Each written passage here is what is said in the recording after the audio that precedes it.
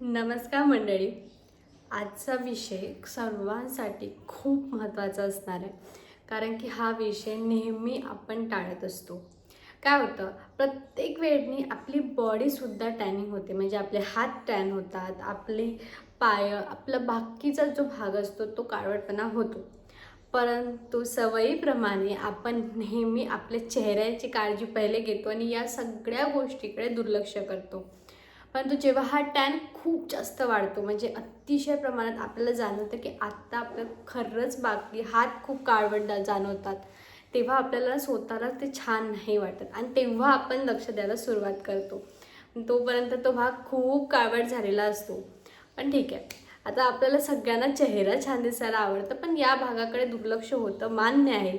म्हणूनच मी तुमच्यासाठी आज असा व्हिडिओ आणि असा रेमेडी घेऊन आलेली आहे की ज्याने तुमचा काळवटपणा 7 दिवसात हमखास जाईल. 7 दिवसात तुमचा काळवटपणा पूर्ण निघेल. जर तुम्ही हे सातत्याने केलं 7 दिवस, जेही मी तुम्हाला सांगते ते जर तुम्ही केलं तर तुमचा काळवटपणा नक्की जाईल. आता त्या काय गोष्टी आणि कशा यूज करायच्या, कोणी यूज करायच्या, कधी यूज करायच्या, हे सर्व जाणून घेण्यासाठी व्हिडिओ शेवटपर्यंत पाहत राहा. पण त्यापूर्वी जर तुम्ही या चॅनलवरती नवीन असाल तर नमस्कार, मी नयन थावडे. मी आठवड्याच्या दर शुक्रवारी fashion related, skin care related, hair care related, lifestyle related video घेऊन येत असते. त्यामुळे जर तुम्हाला माझे विषय आवडत असेल, व्हिडिओ आवडत असेल तर प्लीज चॅनलला सबस्क्राईब करा, व्हिडिओला लाईक करा, शेअर करा. मी तुम्हाला शाश्वती देते की यानंतरचे प्रत्येक व्हिडिओ तुमच्यासाठी खूप युजफुल असणार आहे. तर थोडंसं तुमचं प्रेम असू द्या आणि चॅनलला सबस्क्राईब नक्की करा. आता थेट मुद्द्याकडे आपण येऊया की टॅनिंग बऱ्याच कारणाने होतं. ते सूर्याच्या किरणामध्ये जास्त वेळ राहिल्याने होतं, किंवा बॉडी कधी कधी आपण छान स्वच्छसुद्धा करत नाही त्याने होतं, कधी हार्मोन्सने होतं. बरेच रिझन असतात टॅनिंग होण्याचे. सगळे आपल्याला मान्य आहे, सगळे आपल्याला पटलेले सुद्धा आहे आणि आपल्याला आपल्या हातांवरती, पायांवरती ते दिसतसुद्धा आहे. आता करायचं काय? आता आपण ना 3 स्टेपमध्ये आपल्याला ह्या सगळं रुटीन फॉलो करायचं आहे आणि हा तुम्हाला कधी फॉलो करायचं आहे सगळी माहिती मी तुम्हाला देणार आहे. फक्त व्हिडिओ एंडपर्यंत बघा. आता यामधली पहिली स्टेप अशी आहे की आपल्याला एक बॉडी ऑइलनी पहिले हातांना, पायांना, जिथे तुम्हाला करायचं आहे मालिश करायची. आता ते ऑइल कोणतं? आपलं साधं खोबरेल तेल. ऑलिव्ह ऑइल घेतलं तर खूप छान आहे, पण जर तुमच्याकडे नसेल तर तुम्ही आपलं कोकोनट ऑइलसुद्धा घेऊ शकता आणि त्यामध्ये थोडी हळद टाकायची आहे. याला छान मिक्स करायचं आणि आपल्या हातांना, पायांना मालिश करत आपल्याला या डायरेक्शननी मालिश करायची आहे. म्हणजे ती 10-15 मिनटं तुम्हाला ती मालिश करायची आहे. जितकं तुम्हाला तुम्ही करू शकता. 10 मिनिट केली तरीही चालेल, पण तो मालिश करत आपल्याला ह्या गोष्टी करायच्या आहे. आणि त्यानंतर आपल्याला तो हात स्वच्छ धुवून घ्यायचा आहे. तुम्ही नॉर्मल पाण्याने धुवा, तुम्ही थंड पाण्याने धुवा. पाण्याचं कोणतंही काही लिमिटेशन नाही आहे, परंतु तुम्हाला मालिश करत या गोष्टींना करायचं आहे. आता तेल का बरं? तेलमध्ये अँटीऑक्सिडंट आणि फॅटी ॲसिड असतो, जो त्वचेला अगदी निखळ करायला, छान स्वच्छ करायला मदत करतं. आणि हळदमध्ये तर आपल्याला माहिती आहे की अँटीऑक्सिडंट तर असतंच, पण अँटी इन्फ्लामेटरी हा गुणधर्मसुद्धा असतो.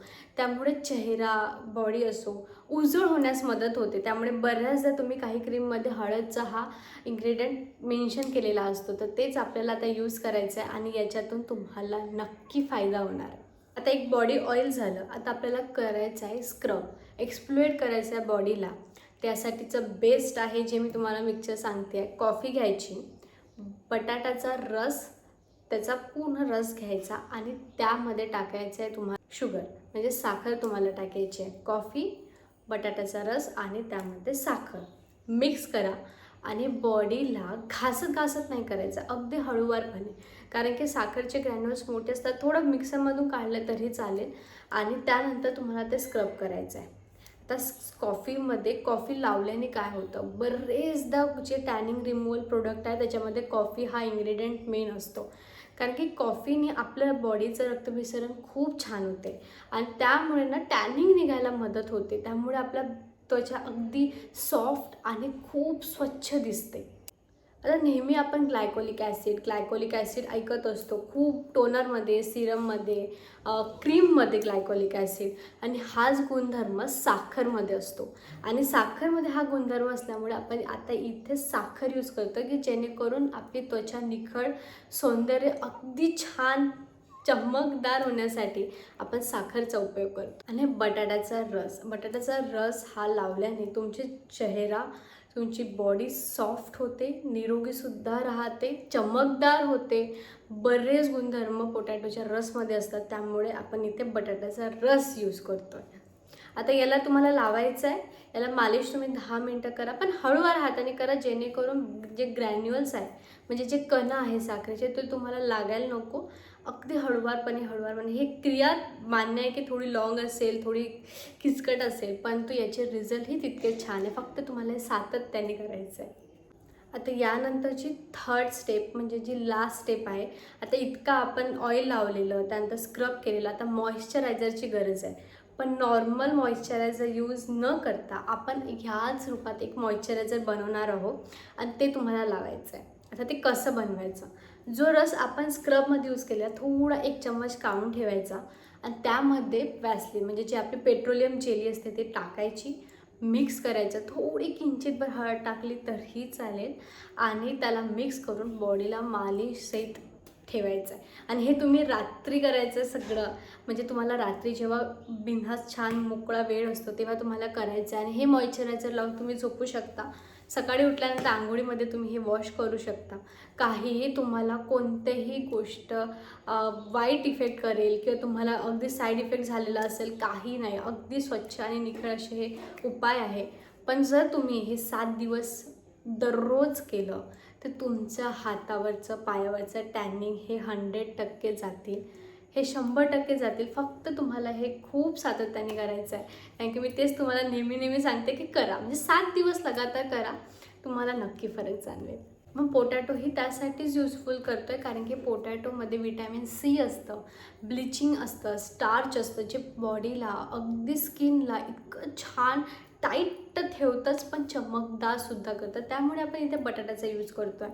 प्रत्येक गोष्ट जी आपण यूज केली आहे त्याच्यामध्ये त्याचं काहीतरी गुणधर्म आहे आणि तेच आपण करतो आहे. बाहेरील काही प्रोडक्टमध्ये तेच असतं, पण जे आपल्याकडे ऑलरेडी ते गोष्टी आपल्या किचनमध्ये असतात तेच आपण यूज करायचे. आणि इतकं छानरित्या तुम्हाला हे पूर्ण बॉडी पॉलिशिंगच्या रूपात मी तुम्हाला हे पूर्ण स्टेप सांगितलं आहे. तर हे कोणी करायचं, तुम्ही वयाची मर्यादा काही नाही, कारण की प्रत्येक गोष्ट नैसर्गिक आहे, कोणीही करू शकतं.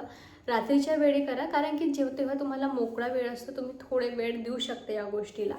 आणि मॉइश्चरायझर तुम्ही रात्रभर लावू शकता, त्यामुळे कोणत्याही गोष्टीची काही लिमिट नाही आहे. फक्त तर हो तुम्हाला हा रिमेडी आवडली असेल, कारण की काळवटपणा हा प्रत्येकाला असतो. जेव्हा आपला हा हात खूपच घाणेरडा दिसायला लागतो, असं वाटतं की बापरे मला, आणि नेहमी होता हा चेहऱ्याचा जो भाग असतो तो दिसतो, म्हणजे ठीक आहे. बट जेव्हा आपली मान आणि हा भाग जेव्हा खूप डिफरेन्शिएट करायला लागतो तेव्हा आपल्याला जाणवतं की बापरे आपली बॉडीसुद्धा काळवट झालेली आहे. आणि त्यासाठीच हा रेमेडी होता, जो खूप छान आहे, खूप युजफुल आहे. तर आय होप तुम्हाला ह्या सगळे जे मी प्रक्रिया सांगितल्या, सगळं बॉडी पॉलिशिंगचे जे घरगुती आपण करू शकतो ते सांगितलं आहे, ते तुम्हाला आवडलं असेल तर प्लीज हे नक्की करा.